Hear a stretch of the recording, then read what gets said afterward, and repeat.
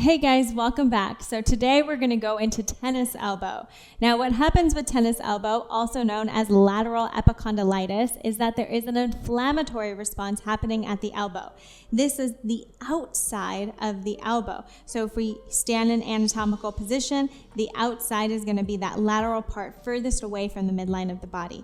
This part actually extends to our extensors, so our wrist extensors. So you don't necessarily have to be a tennis player to have tennis elbow, but it just means that there's some kind of extension issue that keeps happening repetitively.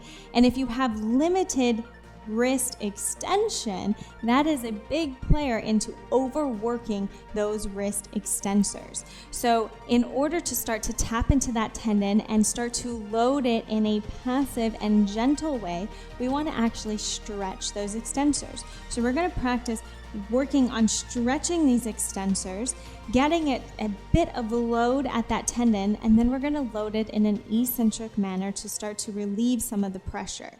Now note as well that I also said you want to increase wrist extension, so you might want to go back to the video where I talked about how to release and open up the front of the wrist, where your wrist flexors are, so that you can help with the wrist extension. Okay, but for right now, we're just going to focus on the wrist extensors. So in order to stretch these, we want to go into wrist flexion. So here, I'm going to come down, place my hands forward, come on top of my wrist. Now, many people have limited wrist flexion, so you want to go really gently, really slowly into this, keeping the elbow straight, and then just come back as much as you can. Now again, you can come onto a table, so you can have your hands starting on a table and then come back slowly like that if sitting on the ground is a bit too aggressive right now.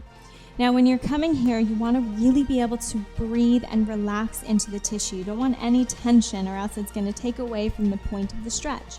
So you want to be relaxing, relax the fingers, relax the shoulders, and you just hold this for at least 30 breaths or 2 minutes. So just breathing into that stretch, right into the extensors. Maybe you turn those elbows a little bit if you're feeling it in different areas. You can go into pronation, supination, and kind of see what it feels like to get the best stretch right into those extensors, okay? After about 2 minutes, that's when you're going to turn the hands forward toward each other, and we're going to start to increase the strength. So I want you to use your upper body with this. It does not come all from the extensor, so nice and gently come up from the upper body, and then you're going to slowly release, slowly release, slowly release, slowly release, eccentrically loading those wrists, and then come up again and slowly fall. Come up.